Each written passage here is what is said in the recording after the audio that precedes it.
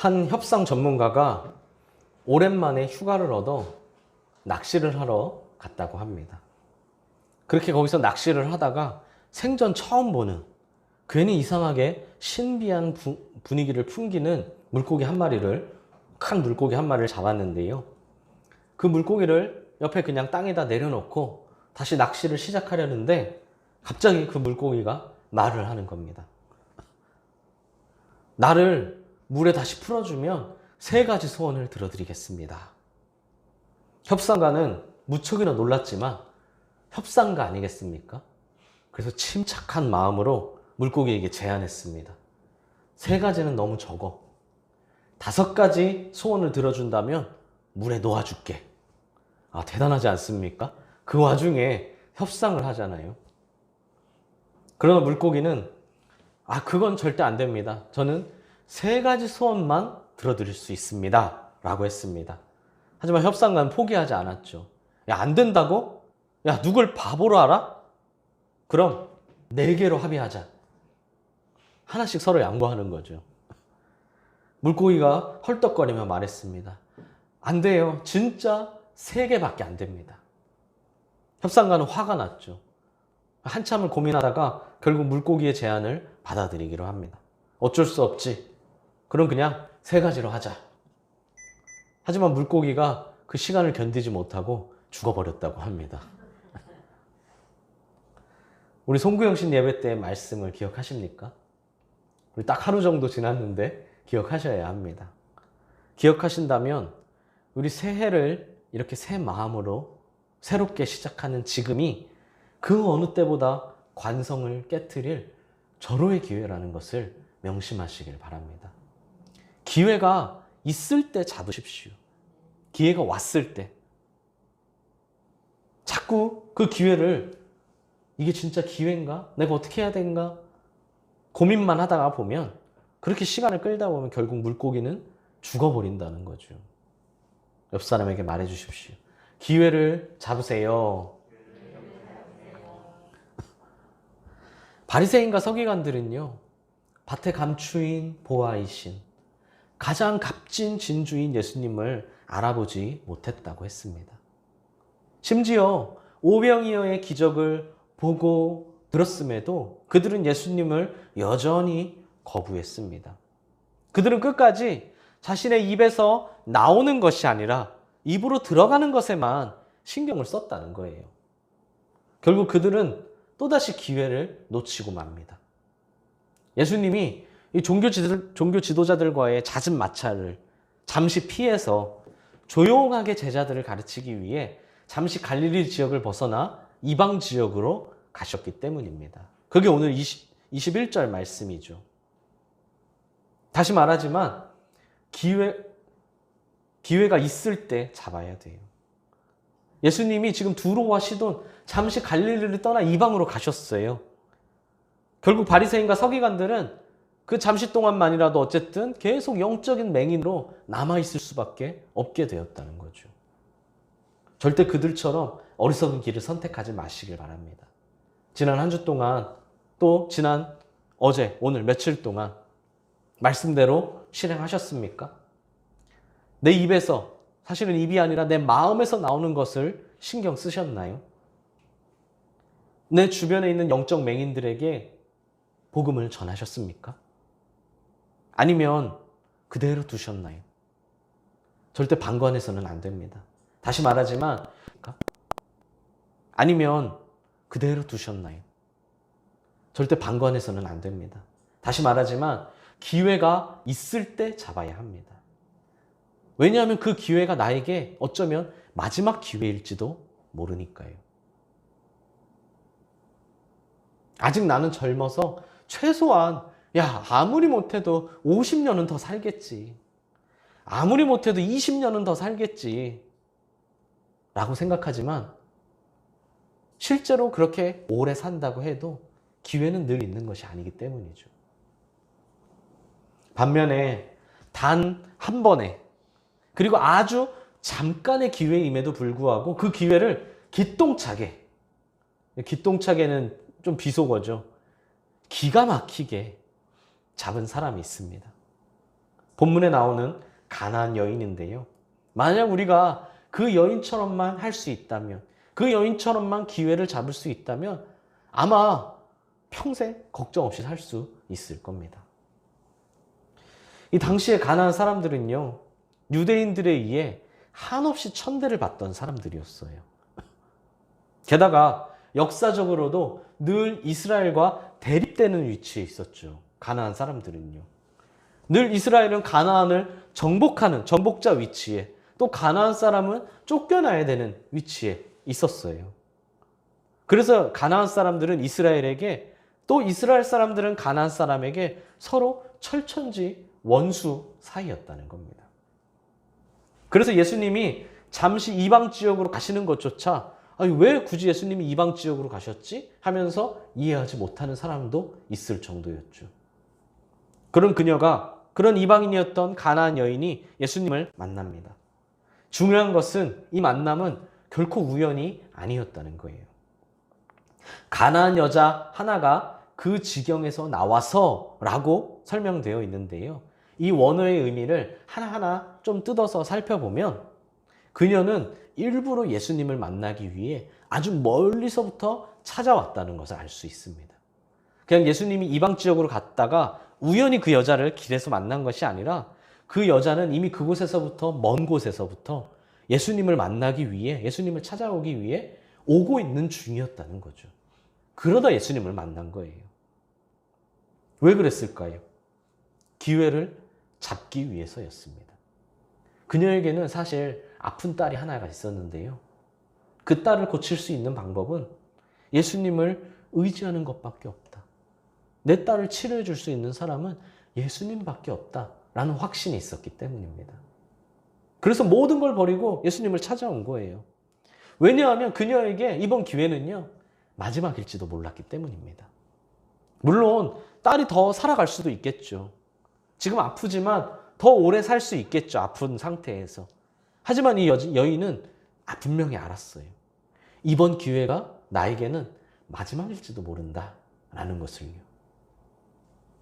그녀는 예수님을 주 다윗의 자손이여 나를 불쌍히 여기소서라고 외칩니다.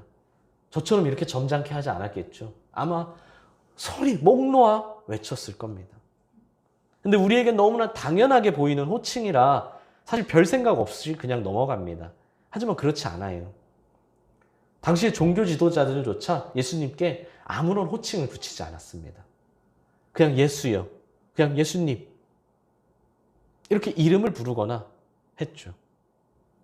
아무도 누군지를 몰라봤다는 거예요. 그러나 가나안 여인은 이방인이었음에도 불구하고 종교 지도자들조차 갖지 못했던 믿음을 가지고 있었습니다.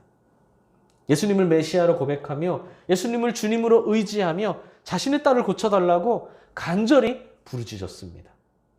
그녀는 자신을 한없이 낮추고 겸손한 마음으로 자신은 한없이 낮추고 예수님은 한없이 높이며 단 한 번만 도와달라고 했죠. 아마 주님께 부르짖으며 기도를 해본 적이 있으신 분들은 이 마음을 조금이라도 이해하실 수 있을 겁니다. 주님! 주님! 지금 내 얼굴에 흐르는 게 눈물인지 콧물인지 분간이 안 될 정도로 주님을 부르짖으며 간절히 기도 제목을 갖고 기도해 주셨던 분들, 정말 주님밖에 없어서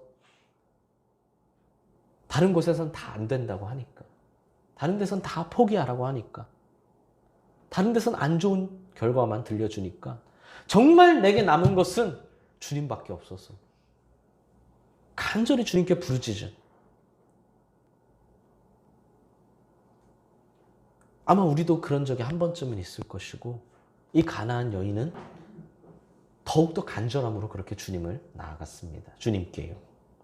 그만큼 자신의 딸을 사랑했기 때문이고 그만큼 예수님을 확실하게 믿고 의지했기 때문입니다. 그런데 그 다음 장면을 보면요, 우리가 생각하고 기대했던 것, 일반적인 모습과는 전혀 다른 모습이 나옵니다. 평소에 예수님의 모습을 생각하면 어떨까요?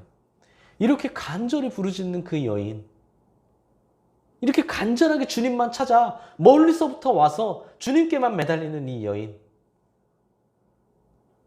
위로해 주시고 사랑해 주시고 치료해 주시고 그녀의 믿음을 칭찬해 주셨을 텐데 그녀의 간곡한 호소에도 예수님은 아무런 대답을 하지 않으십니다. 요즘 말로 하면 예수님이 그냥 씹으셨다는 거예요. 그러자 제자들이 예수님께 호소합니다. 여자가 우리 뒤에서 소리를 지르오니 그를 보내소서. 무슨 말인가요? 그녀의 호소대로 빨리 그 딸을 고쳐줘서 보내자는 겁니다.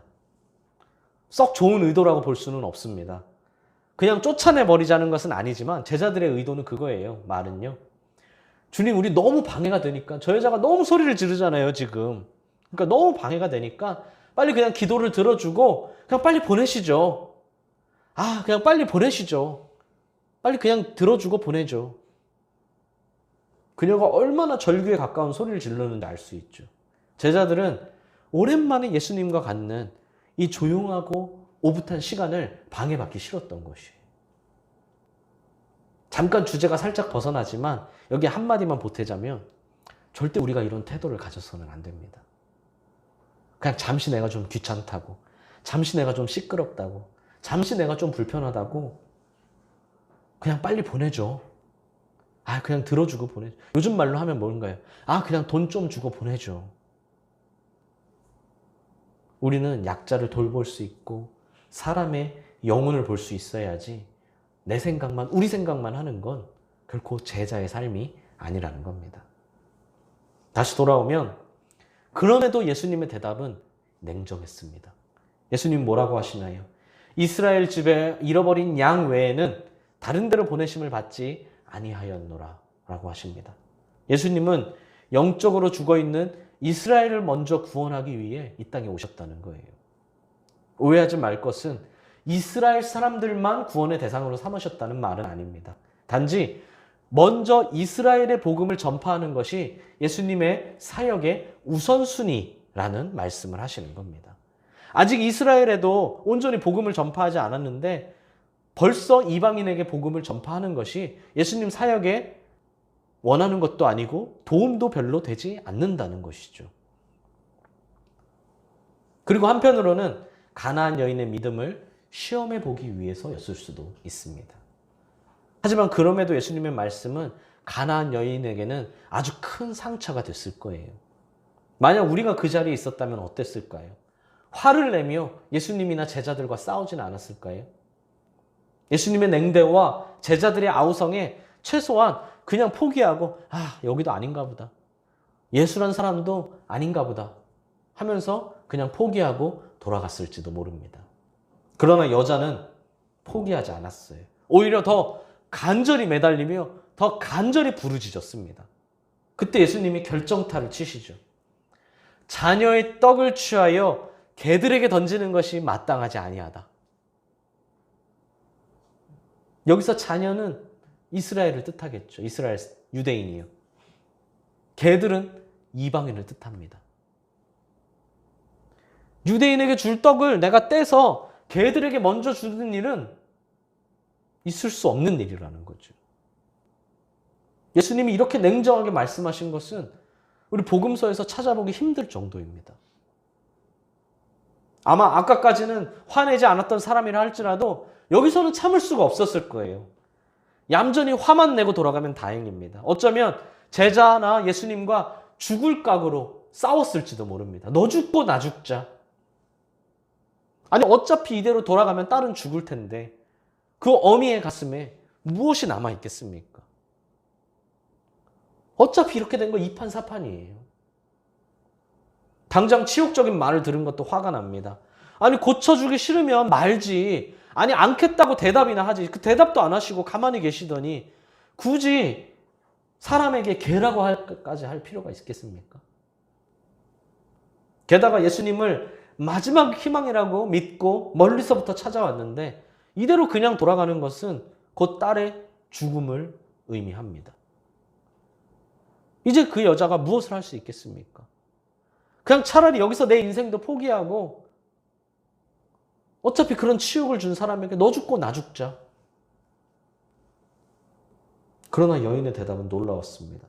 과연 우리라면 그렇게 할 수 있었을까요? 뭐라고 하나요? 한번 들어보십시오. 주여, 올소이다마는 개들도 제 주인의 상에서 떨어지는 부스러기를 먹습니다.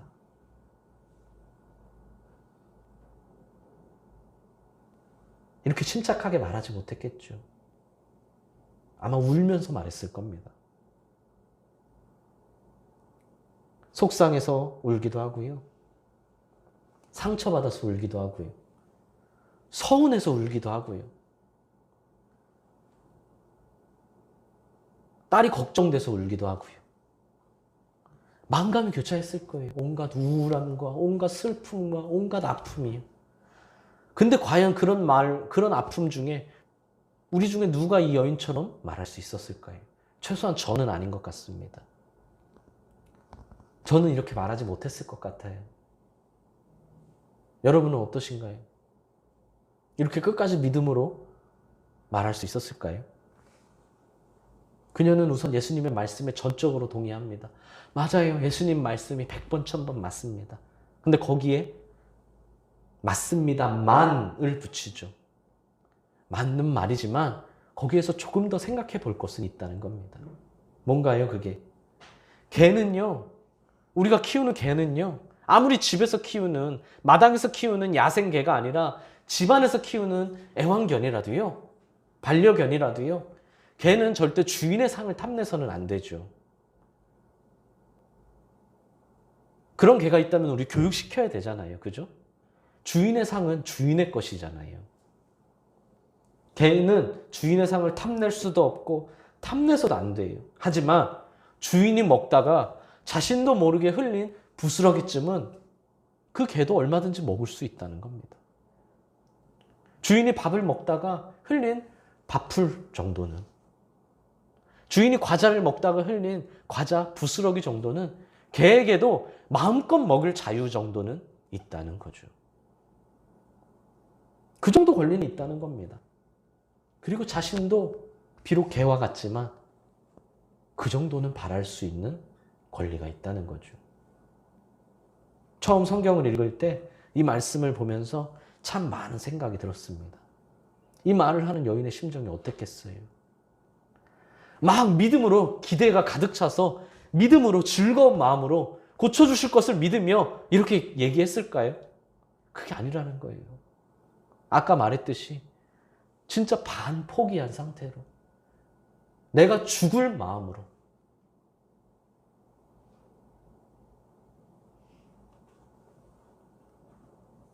아마 본인이 그 말을 하면서도 자신의 마음이 녹아내렸을 겁니다.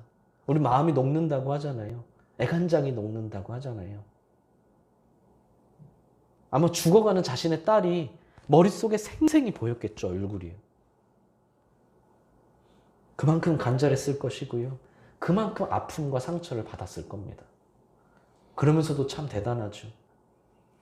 그렇게 위대하다고 자기 자랑을 하는 종교 지도자들에게는 절대로 볼 수 없었던 믿음이었으니까요. 그녀의 믿음에 예수님조차 놀라십니다.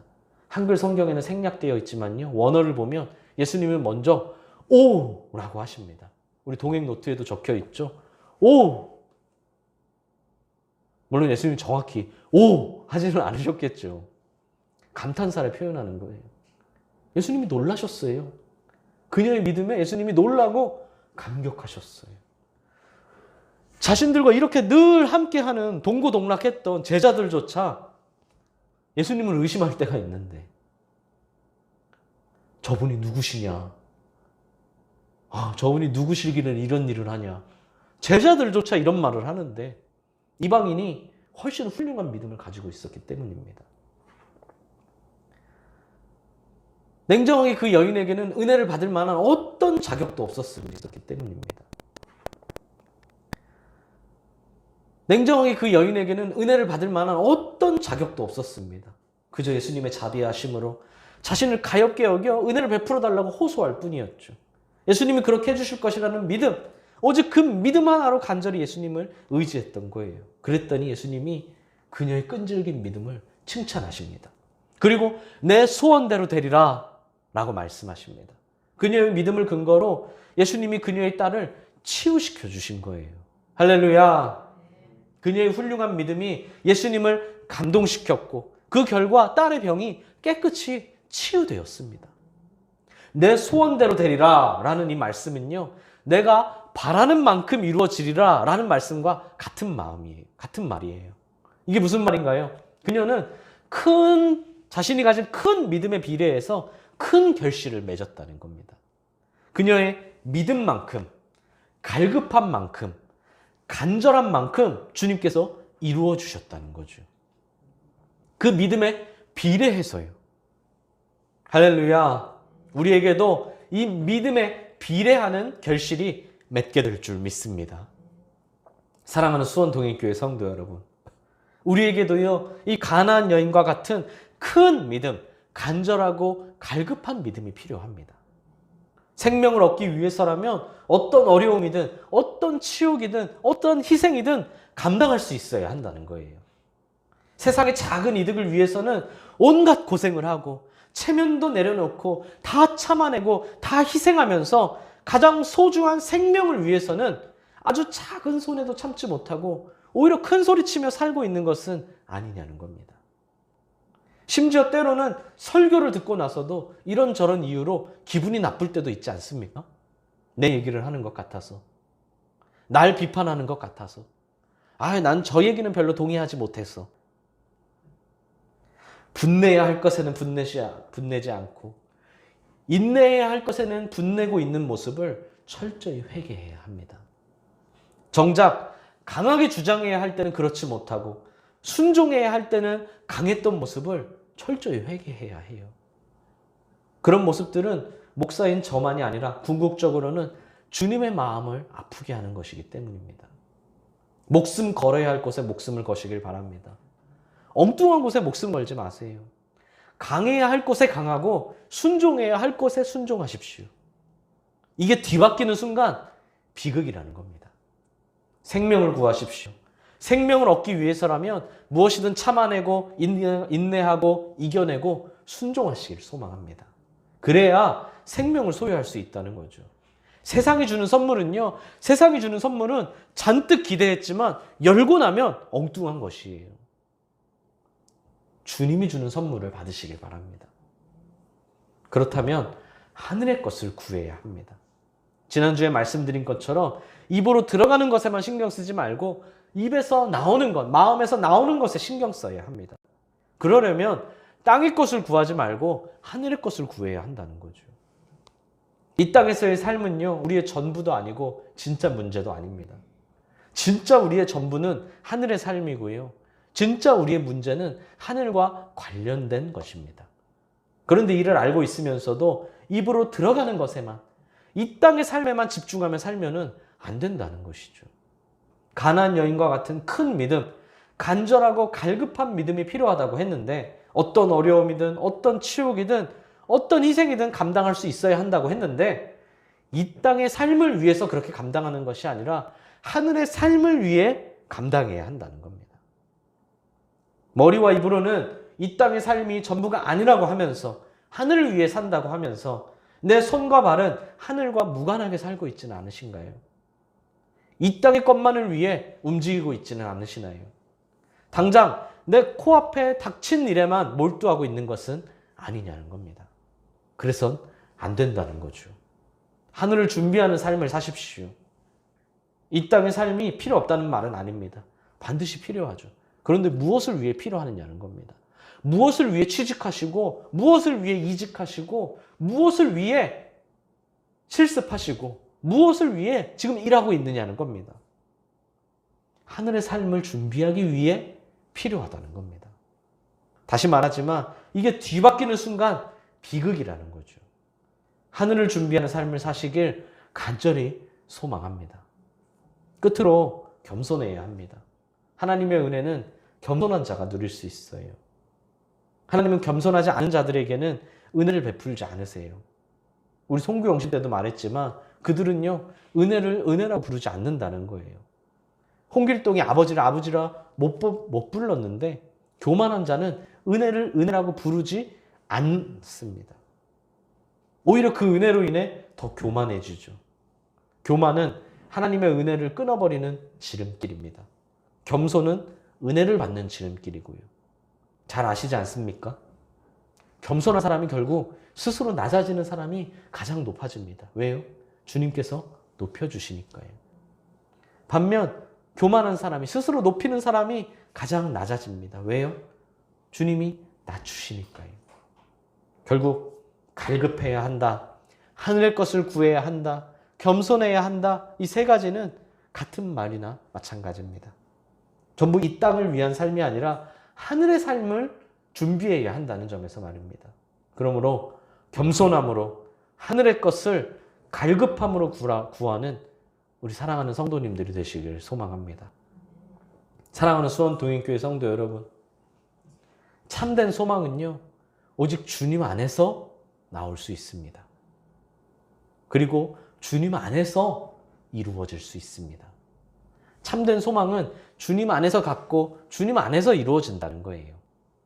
하나님을 믿는 자만이 참된 소망을 갖고 또 이룰 수 있다는 거죠. 믿음이 없으면 소망도 없다는 거예요. 왜 그런가요? 하나님을 믿지 않는 자들의 소망은 고작해야 이 땅에서 자기의 능력에 미치는 범위에 한정될 뿐이기 때문이죠. 그들의 소망은 무엇인가요? 그냥 좋은 차, 좋은 집, 좋은 음식, 좋은 옷, 좋은 직업, 결국 다 헛되고 보잘것없는, 다 사라져버릴 것들에 불과합니다. 그런 것들이 진정 참된 소망인가요? 하나님을 믿는다는 우리가 그들과 똑같은 소망을 가져서는 안 된다는 거죠. 진정한 소망이 아니라는 겁니다. 전능하신 하나님을 믿을 때 그 믿음으로 말미암아 하늘의 소망을 이루고 꿈꾸며 살 수 있습니다. 말씀 액자 뒤편에 무엇을 적으셨습니까? 아직 고민 중이신가요? 오늘 말씀을 다시 한번 묵상하며 내가 올해 무엇을 믿음으로 볼 것인지 다시 한번 생각해 보십시오. 그렇게 준비해서 적는다면 이번에 적으신 것을 반드시 올해 보시게 될 줄 믿습니다. 가나안 여인은 자신의 큰 믿음에 비례해서 믿음만큼, 간절함만큼, 갈급함만큼 주께서 이루어 주셨다고 했습니다. 믿음만큼요. 반복하지만 이제는 가나안 여인의 간증과 경험이 아니라 나의 경험과 간증을 만드시길 바랍니다. 가나안 여인의 얘기만 하지 말고요. 이제는 나의 얘기를 해야 합니다. 겸손함으로 하늘의 것을 갈급함으로 구하는, 하늘을 준비하는 삶을 사는 우리 성도님들이 되시기를 간절히 소망합니다.